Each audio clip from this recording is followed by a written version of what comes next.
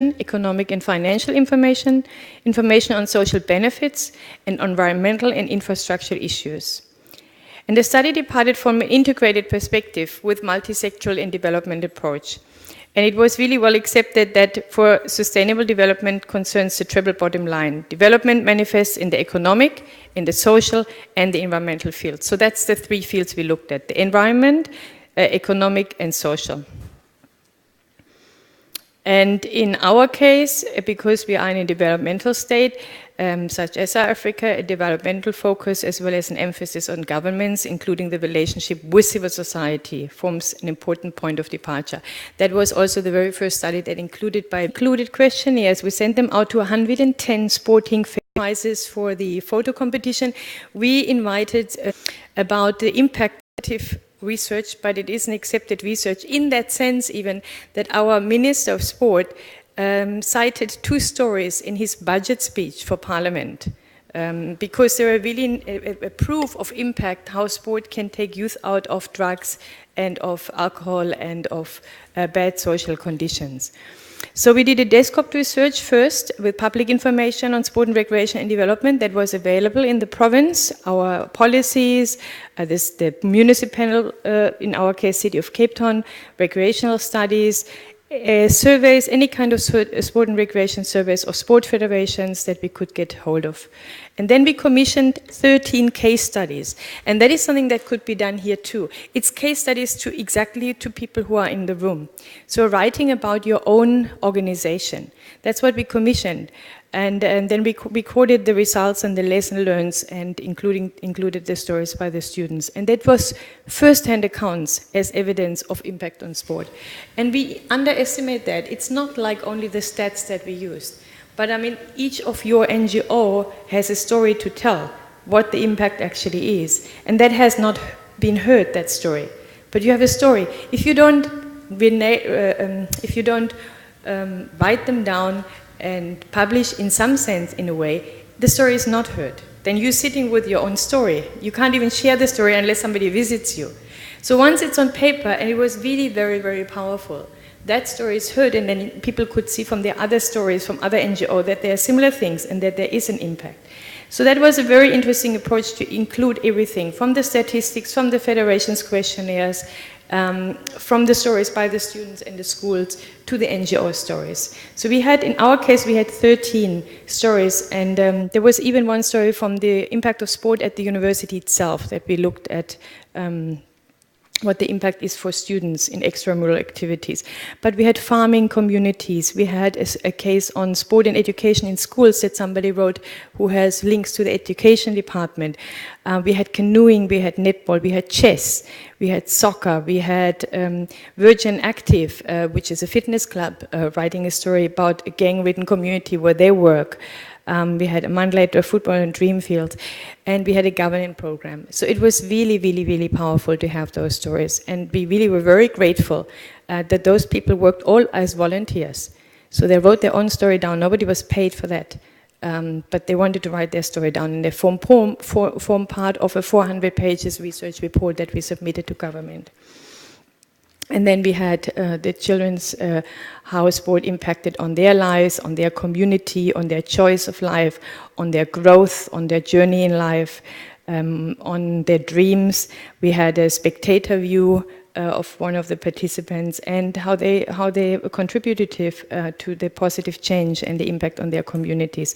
And we have a very famous saying in South Africa called "A child in sport is a child out of court." And that's really happening because we also don't sometimes know what preventative measures we have done by offering sports programs. That is very difficult to be measured.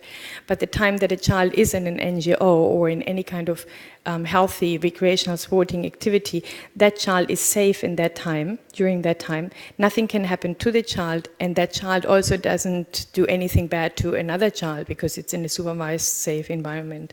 And that is very often getting lost. But what we do in our programs is very often a preventative means as well. So we wanted to have an improved understanding and development perspective on the socio-economic benefits and impact of sports in the province. And we also wanted to provide a scientific basis, because we always say sports does this and sports does that, but we didn't have that scientific basis for the impact that we had in terms of development.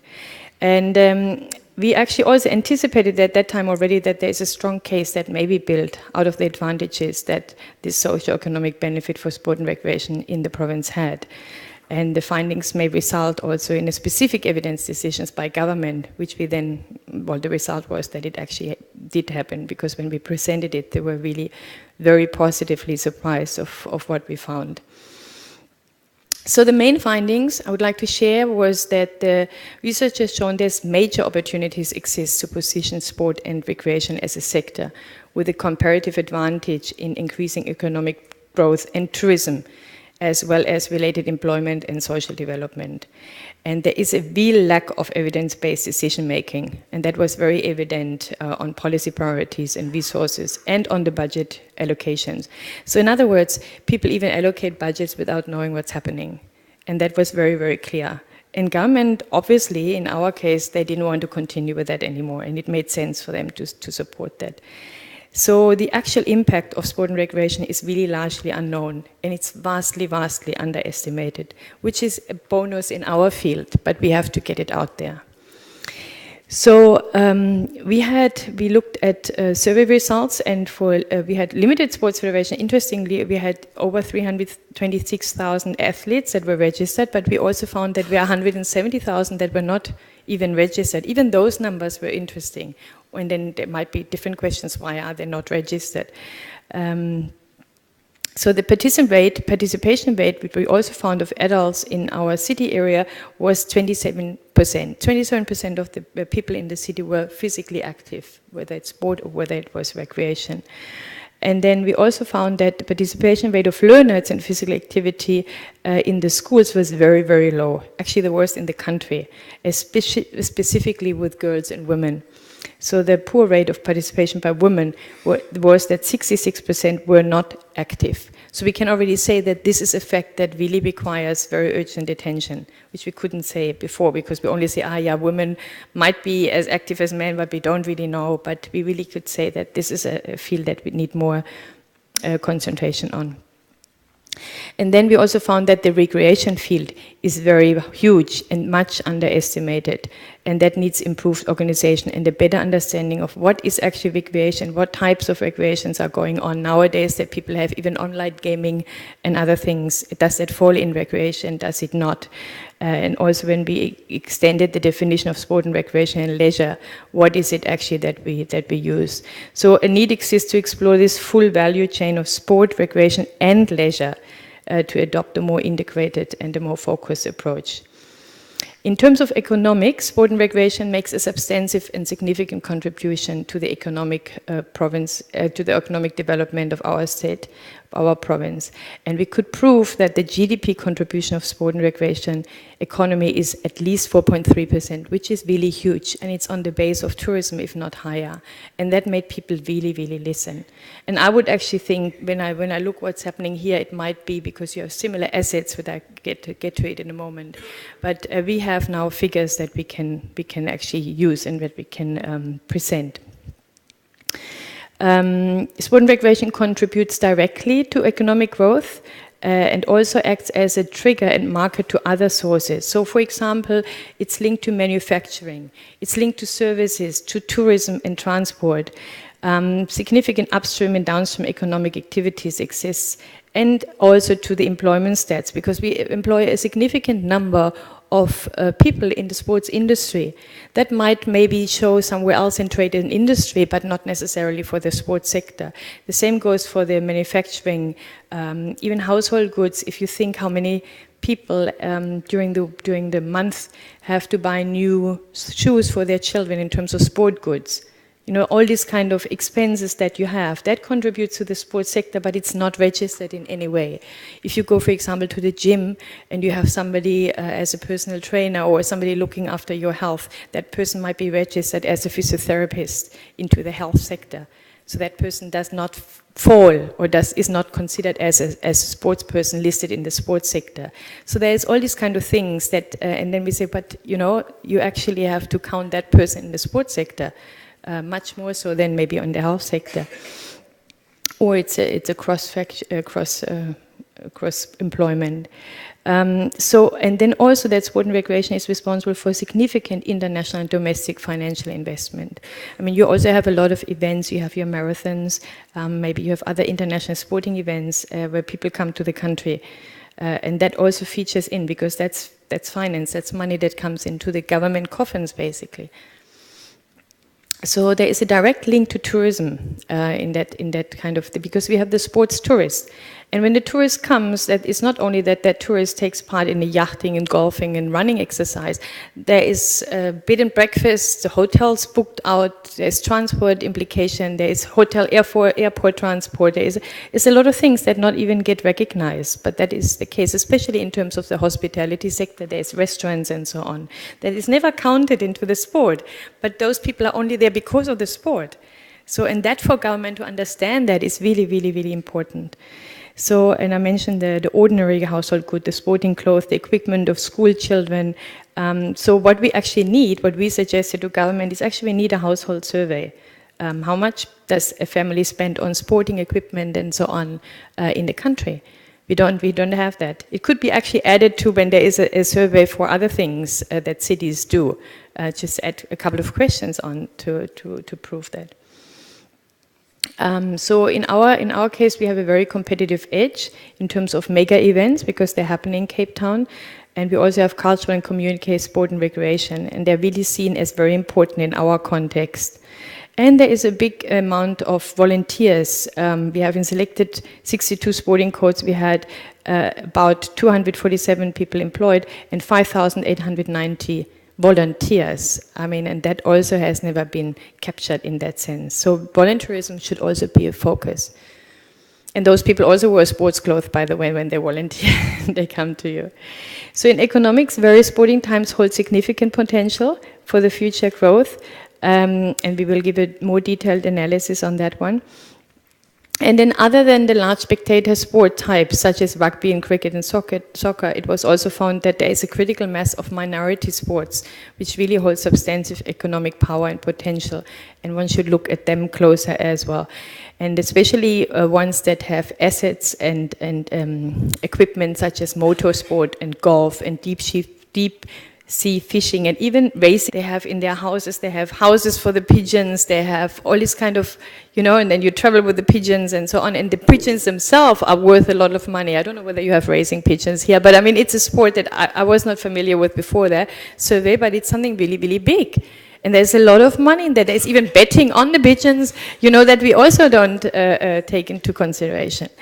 So that was really interesting. And then also the whole online computer gaming, social networking, and so on. This falls under recreation as well. And they enjoy, obviously, massive support, especially with the young people. And then the significant amounts of land and facility that is used, and that is in public and private hands when sports events take place. And those facilities serve as social and safe spaces, and they also act as environmental and nature-based zones during their time. And they're in urban and they're in the rural environment as well. So we also said that we need a proper land and facility audit. Which land is used for what, by what, and how long, and that also contributes, and again, on the impact of sport and on the economic side. So we really occupy a significant land facility and other asset that should be taken into consideration. In terms of the social development, we can prove that it has a major impact on social development, on health, on education, on human and social capital, especially with the youth. There was another discovery study that actually supports those statements that we found as well. And there is a direct and significant link between sport and recreation and education in terms of schools that we found also with the stories that we did in the schools in terms of academia, in terms of attendance of schools and afternoon programs as well. But we have a big issue with physical education and school sport, or physical education, because it's actually not in our schools. But that might be a South African challenge, because it used to be, but it's not there anymore. So that's something that we also have to address. In terms of continuing with the social, it builds social and human capital, and it also increases the resilience of communities through increased community mobilization and organization, like you're doing right now. You wouldn't be here if it wasn't for sport, and you took a car to come here, and you actually pay a caterer who feeds you, but that all falls because we is a Sports Matter conference. It wouldn't be there. Those expenses wouldn't be, people wouldn't be employed if this is not happening. And there's a lot of sports conferences happening, or related conferences happening as well. And then also the psychosocial behavior of children, and we work with them after schools in programs. And the fact that recreation is directly linked to the cultural heritage, and also takes note of the indigenous knowledge systems, which is also something that is really, really important, especially when one is in a phase on looking at who are the contributors in terms of historically, in terms of culture and identity to a country. And their sport in indigenous games plays a big role that is also not recognized. The mod centers, I think I jumped that because you don't have the same setup like with the mod centers that we have. But the research on community safety was also a revelation, as more interfaces in direct sport contributors to community safety exist that we actually thought initially. So when we engage with youth at risk, for example, in improving resilience by direct contributions, such as teaching children like water safety, for example, like road safety, like self-protection, like first aid, and also create those safe spaces that I mentioned in the beginning in terms of civilian peacekeeping and safekeeping. That has not been recorded before, but that also falls into the sport and recreation field. Impact on environmental issues, because into environment, you have biking, you have the beach activities, and some activities like unauthorized bike riding and motoring and illegal hunting that also damage the effect of environment if it's not regulated, and we have to take note of that one as well. But most of the recreation activities make an economic and social contribution towards the conservation and the environment. So there's cross-cutting issues also in terms of the fears of government, state and civil society, policy, planning, institutional, and some special themes. They include women and disability and transformation, elderly, disadvantaged communities, and drug-free sports. So these are all themes that come up that have not been looked at, but they are they're going across, and they're also special at some stage as well when one looks at them. So the value of specific sporting types, for example, the combined effect of a number of minority sports and recreation may far exceed the popular sport, if you look at that in terms of the economic growth, which is also very interesting. And they are as Cinderella sports, but when you combine them, they're much more maybe than your cricket or your rugby.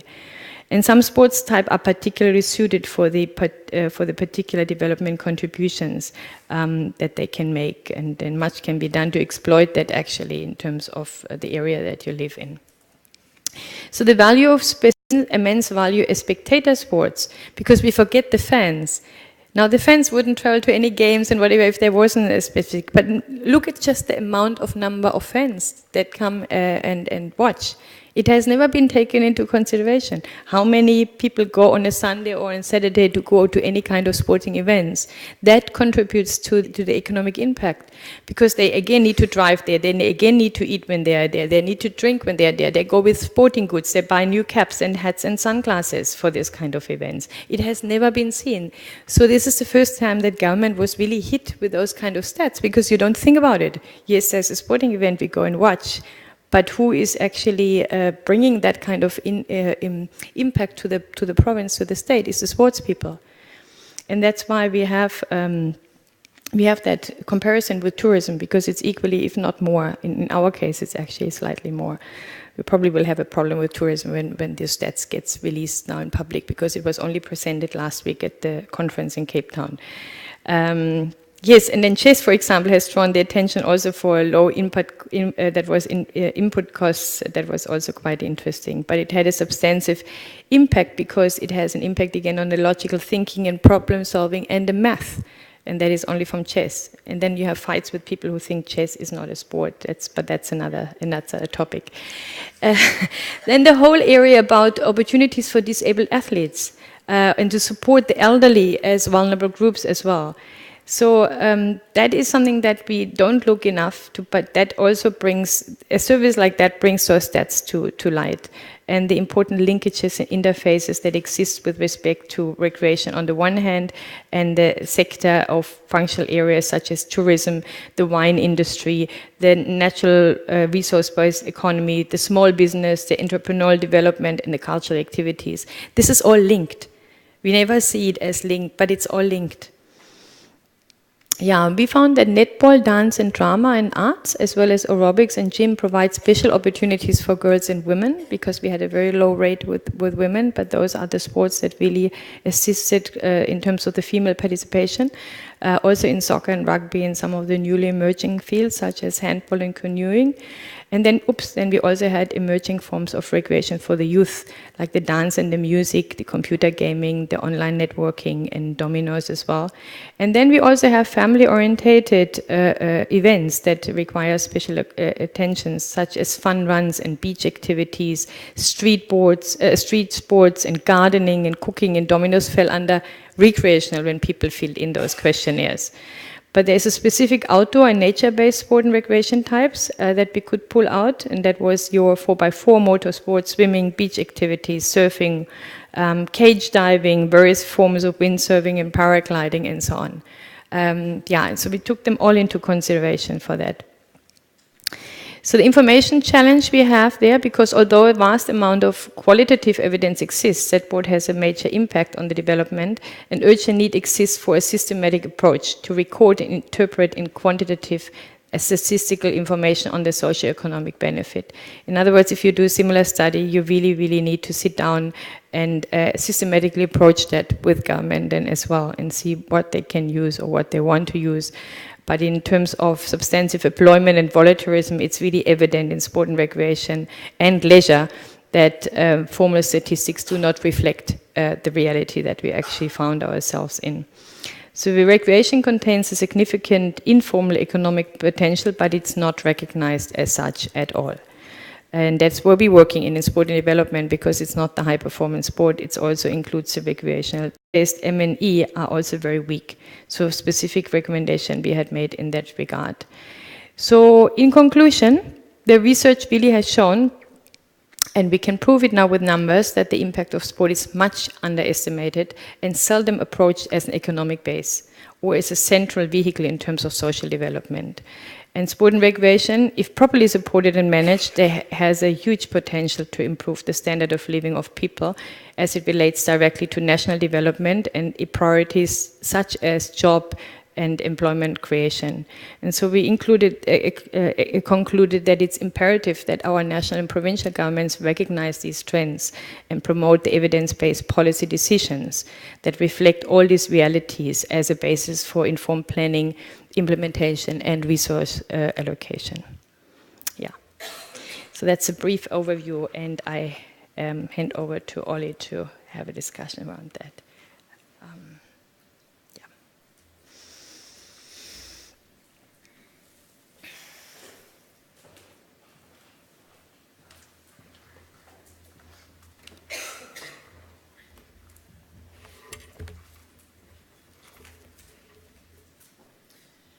Thank you, Marion. It's quite timely that we meet here at the venue for the G20 meeting later in the year to discuss and reflect on how sport contributes to development. As we come towards the end of this year, we come to the end of an era in terms of framing global development, framing global development cooperation, and actually our conceptualisation around equitable and sustainable development. The Millennium Development Goals are due to be reflected on and measured at the end of 2014, and then we move into the post-2015 agenda, or what's being called the Sustainable Development Goals. I think over that period of 15 years, there's been a considerable amount of learning, considerable amount of reflection, a considerable amount of shifting in the global community around how we actually promote and drive sustainable development. Now, one very important marker for me in terms of the thinking, the signpost and the direction for that global discussion was the report from the United Nations high-level panel on the Sustainable Development Goals and the post-2015 agenda. And it called for a new global partnership, or what the report authors called some transformative shifts in how we view and approach development. Now, two of these stand out, and I think they're very relevant to our discussion this afternoon. One is critical that we leave no one behind when we consider development, whether that be at a global level, to the growing inequality that we see in a whole range of communities and a whole range of contexts. The second one is the framework through which we view development, and the three key pillars put forward by the high-level panel: social development, sustainable environmental development, and of course, economic development. And that's probably an interesting space when we come off a global tradition with a very, very strong focus on economic development, to now say that social and critically sustainable environmental development fits within that framework and the broader thinking. What we want to do now is zero in on that area of economic development, and particularly sport's potential contribution to economic development at a local, national, regional and global level. Now, this reflection's very timely for myself. My organisation represents the sport and active recreation sector in Victoria. The Victorian state election will be held towards the end of this year. And as part of our role representing the interests of that sector, we've released a policy agenda leading into that election. The central pillar of that policy agenda is calling for whole-of-government investment in the benefits of sport and active recreation. Now, of course, we're in the period of evidence-based policy. So if we're asking for not just the area of government that is responsible for developing sport and recreation to invest in this nebulous principle of sport, then we need to have the evidence to back it up. Now, what we see is through some localised programs, some case study programs, quite substantial return on investment for both public and private entities who invest in sport-based development. We have some case studies that show up to a 4 and 5 to 1 return around issues like education, and particularly attracting people and signposting into education. Of course, health and issues to do with sedentary lifestyle and the cost that has on communities. Also, specific issues like juvenile justice, community cohesion, community connectiveness. What's valuable about the emerging research is that we can take those small individual case studies and try and put on the table more macro, national scale or even international scale research. And that's a challenge for us in this broader sector to undertake more of that level of research.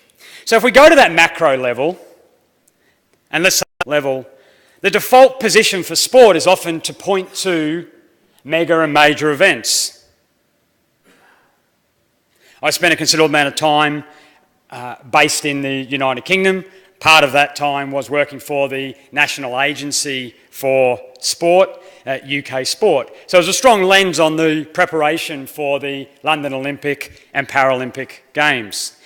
Now, as happens across the majority of mega and major events, there is a whole range of projections of both the budget and the cost for hosting the event. Typically grows quite considerably from the bid process to the final budget, but also the economic impact. And what we start to look across the different reports released. Most of them, it should be said, through governmental channels or commissioned by government, talk to something between a sort of 10 to $15 billion impact on the British economy in relation to hosting the London Olympics. Actually, the government commissioned a report released middle of this year which said even if the cost blew out to $15 billion, if we look at different projections, there was still at least a $1 billion benefit to the British economy. There was at least 18,000 jobs produced, and we think over the period around the Games, a 3% stimulus stimulated 3% growth in the economy. So these are the type of macro figures that are useful for sport to be able to talk to. Now, in an Australian context, and a context in this region here, we look forward to a whole range of mega and major events coming up. We have the Cricket World Cup at the start of next year. We're talking somewhere around a $350 to $400 million projected benefit to the economy. In Victoria alone, they're talking about a $90 million benefit. In 2018, the Commonwealth Games come here, and initial projections say it could be up to $2 billion. Now, it should be said there is a lot of debate around this economic modelling and the methodology and the validity of some of the economic modelling, but I think we can agree that hosting mega and major events do bring and promote economic stimulus. The more important question I want to ask here today, given that a number of us work at a community, a grassroots level, and very much at the local level, is economic benefit for who? I think that's an important question. And to frame that, and more so the potential contribution of sport-based initiatives to that question, I want to think about our framing of capital. Now, of course, we have economic capital, the transfer and movement of economic capital, be it actually hard financial capital or the means to create wealth, create capital. But there's probably two more interesting concepts for sport. The concept of a level of cultural capital, and probably specifically what Doe might call institutionalised capital. That is, if someone has a recognised institution on this normally degree or qualification behind them, they can then exchange that for more capital. If I have a job and I have a high school, usually to the capital. The other interest works, the connection to social connections and the recognition you can get for that. Now, sport has worked and has been championed as working effectively, particularly at a community level, if well designed, involves the community in the design, the development, the delivery, and the evaluation of programs. What we see is there can be quite valuable transfer of social capital.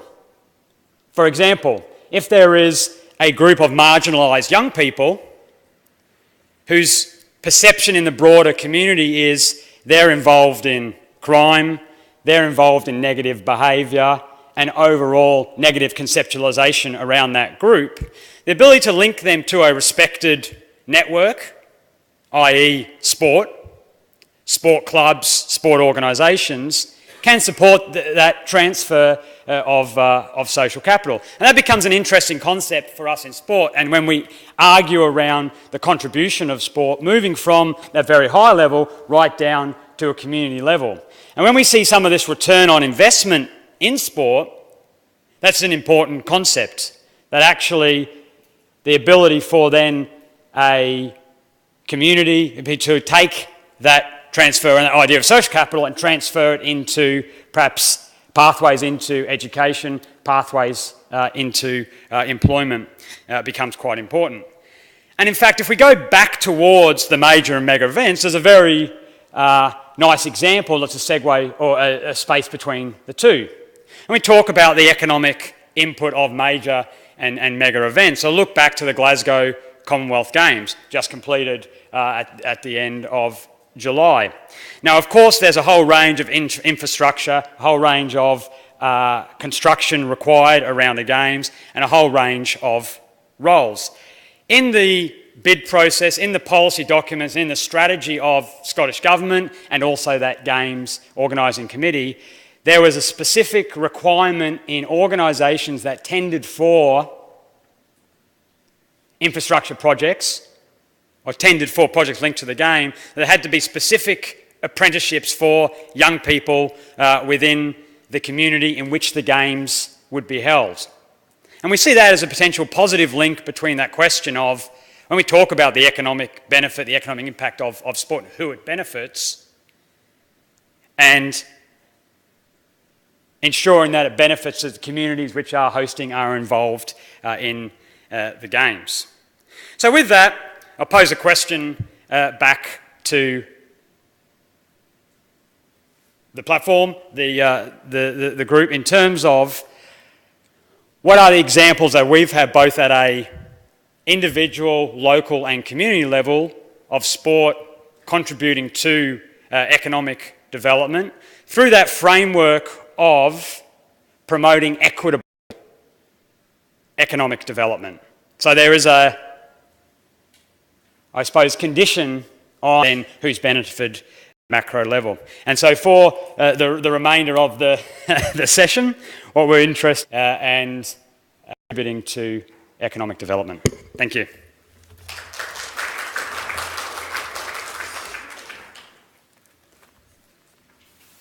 To Marion and Ollie for setting the scene. I'm really looking forward to some innovative discussion now.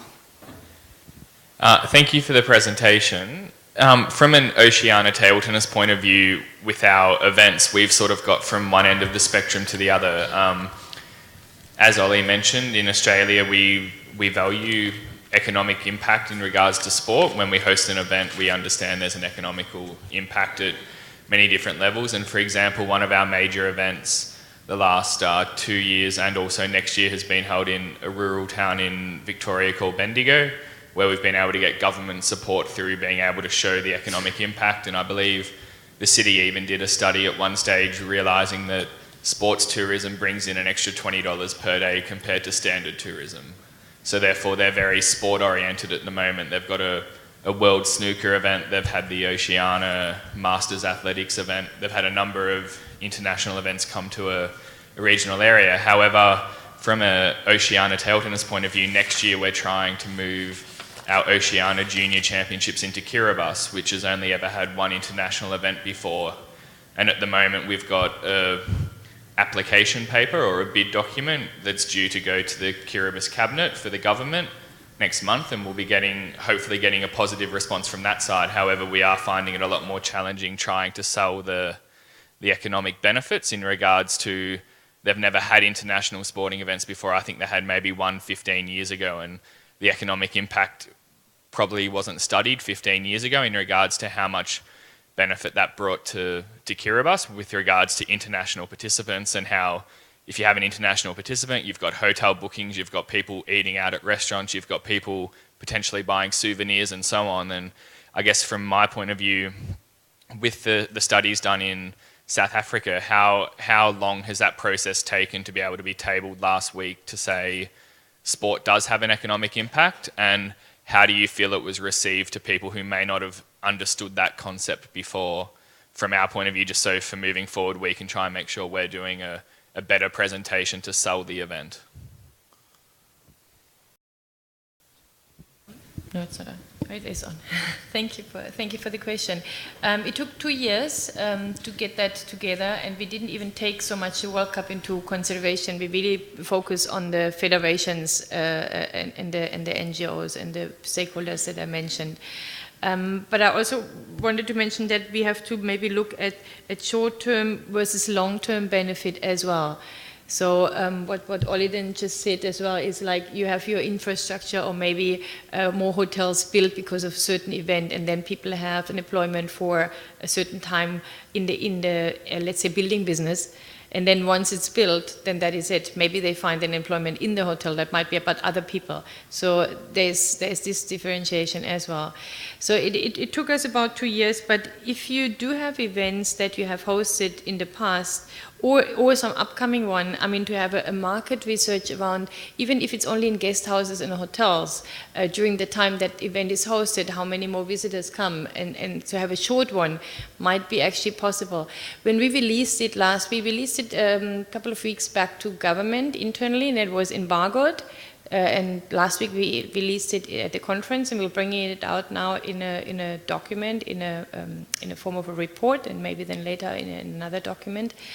It was overwhelming, actually, just from the presentation, because we had National Treasury there from the National Department. Just from the presentation, the sports federations already got more money. Just from listening to the presentation, I didn't even have our document. They said, oh, wow. Because I think it was also maybe preempting a bit. Oh, God, we don't want to have now a whole run of people coming, but we need more money because we're having this enormous impact. But it will make a difference. It will. And one would have to sit then with the city or whoever, wherever, the municipality, and say, but have a look at it. Just from having a look at it. And then maybe we can, because the research has not done beforehand, but this time, why not do it then right afterwards, that we have it for another province or for another area later on. But this is the time. When you have an upcoming event, I would say this is the time to start. Can I ask a follow-on to that, Marion? To initiate that 2-year piece of work, was that done under UWC? Yeah, it was done under the university. Yeah. And was that funded with government money? Yes, well, the time of the researcher was funded, that was all. But we really worked with the civil society factor. We would have never gotten all those stories, society. So the government really just funded the researcher to do the job, but nothing else was funded. Yeah. Thank you. I just have a response to the young man down the back. With regards to approaching island governance, my approach would be, because Kiribati is at the moment in a very sensitive stage with regards to climate change, this would be your opportunity to buy in. And your approach, and I made a couple of notes, what you need to identify and show them is that the economic developmental impact on identifying and presenting sport in a positive light, and also the benefits of having Kiribati, you will then put them in a global exposure, and then everybody will see the issues that are in Kiribati, but also your event will bring to the forefront global exposure in that sense. And what you will then have an opportunity to create is a global sustainable partnership. So that was just a comment I wanted to share with you. Sorry, guys. In the landscape in Australia, for Marion and Ollie, the Department of Foreign Affairs and Trade have released their new aid policy framework, which is centred around the concept of aid for trade, and it's really about promoting Australia's economic interests, and it's expanding, through that, it's expanding the implementation of sport in the development context. So I just wanted to get your perspective on that. What that means for us is that there's new players coming to the table, and there's a lot of talk about engaging the private sector and really bringing them into the fold as authentic development partners. But there are some concerns around that, and there's some safeguards that we need to put in place to make sure that that development is still authentic. I'd like to get your input on that. It's always a challenge with new players, but I would always see it as an opportunity. Because if you already say, oh God, there's now trade and industry and that coming, that already gives that. I would say, well, let them come on board, the more the merrier. And they should definitely work hand in hand with anyone who works in sport, whether it's government or even the education. That's what we meant with the multi-sectoral, even the education department, the department who handles environmental issues. They should sit around the table with the people who organize the event and say, okay, what does it bring? How can we discuss that? And I was just thinking, I will ask Christo if that helps, to send you the report. it's out now, we can publish it, and you can send it and say, well, in other parts of the world this has been done. If you are interested really, one can, maybe with the university here, do a similar kind of study if you're really interested in the numbers, but those numbers exist out there. That means they exist also in here if you would look at it. So that would be a possibility as well. But I would definitely embrace new partners, because you don't want to have them outside from the start. You want to have them part of it, and you want them to understand the role that sports plays. Because people that trade in industry don't. They don't. So you are now there to say, but you know, you are a new partner in our world. That's what it is. Some new initiatives around linking that aid for trade, the economic growth focus, around the major international sporting events that are coming, and new doors are being opened to use that in a strategic way, and that's around sports diplomacy. Exactly. So there's the connection there between Australia's diplomatic interests with the merging of our aid department into the Department of Foreign Affairs, and also that link to private sector. Ollie, did you want to comment on that last point? Certainly. I'll talk to two areas. One being around the concept of the knowledge economy being an important part of trade, of aid, and of the increasing interconnectivity. And then secondly, the potential benefits for, if you put it in the context of Australian stakeholders who are involved in the business of sport, and that can be national federations or it can be those that have a corporate interest in sports. I'll talk to those two areas. I think what this offers is an opportunity for Australian stakeholders to engage with important knowledge and an important knowledge economy that exists in other parts of the world around using sport for community development, using sport for social development. And we see some expertise in this area in contexts outside of Australia, and framing the benefit of Department of Foreign Affairs and Trade investment in sport may be able to, and probably should be, reframed in terms of Australia as only the exporter of knowledge, but actually opportunity to be an importer of what are some important knowledge, particularly as Australia faces significantly more challenges internally around how people are dealing with the important diversification that's happening in our community and people's different perspective and lenses in the community. So that would be my first comment around how we frame the knowledge economy within the aid for trade debate. And then secondly, there's probably been some history of the interlink between diplomacy outcomes and sport being engaged in an international environment. And certainly there is a history of both governments and sporting organisations using international engagement to support positions of influence in international bodies. But in my experience, having engaged with and worked with some international governmental bodies and international federations and organisations, the spirit of approaching it in a true partnership and understand the assets that both sides come actually positions a country much better in the international context, particularly in terms of the growing power blocks, which are the BRIC countries,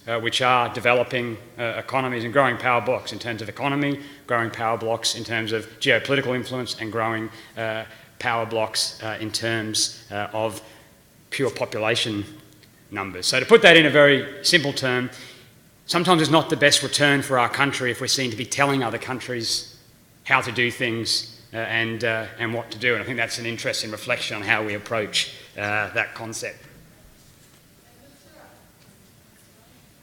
Sorry, thanks, Phil. And just one more closing statement from you both. We mentioned at the start of this session about that vision statement of ours, which is more sport, less poverty. And Ollie, you touched on that, the Sustainable Development Goals, the SDGs, and the central theme that's coming through around the concept of inequality. My question to you is, sorry, can sport actually make a tangible impact? The alleviation. Oh, just from the presentation, I mean, we can prove it on our side, and it's really, it's what Ollie said. It's about an exchange.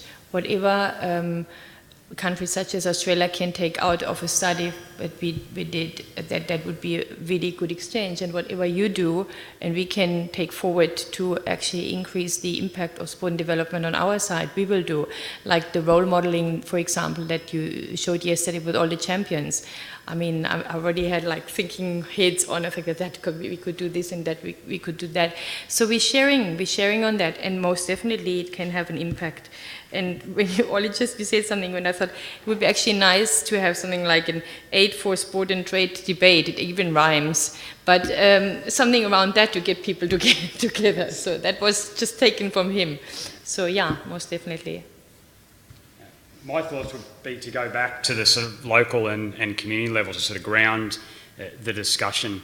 And there's various institutions, organisations, agencies, people, power brokers within communities who people can engage with to access resource. The easiest one is if I have a job, I can access, or if I can engage with an informal economy, as happens in a lot of communities in exchange for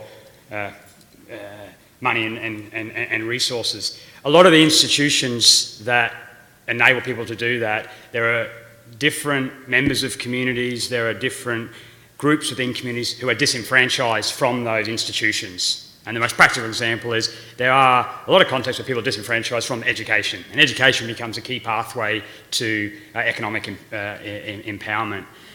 If individuals, communities are disenfranchised from various institutions, if done well and if used appropriately, sport can provide a bridge, a signpost, a link into those institutions. And I think that's, for me, the key role. But I will underscore it has to be done well, and it has to be, I suppose, deliberately planned, well delivered and owned by that community, and then the impact needs to be evaluated. Thank you. I think this has been a very, very informative session, but I think also the start of a discussion. And I think there needs to be a lot more debate and a lot more research and information and evidence around how sport actually does influence economic development and growth for individuals, for families at the community level. We're talking about not only employment opportunities, which is linked to education, but also livelihoods across the full spectrum.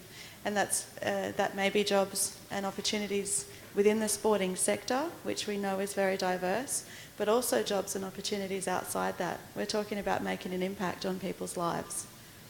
And for them to have choice, opportunity and freedom, which is what we've centred the theme of the conference around Nelson Mandela's words. So that freedom is very central, and I think that flavour needs to be, just to wrap up this discussion, central to our thinking, taking into consideration that we're crossing so many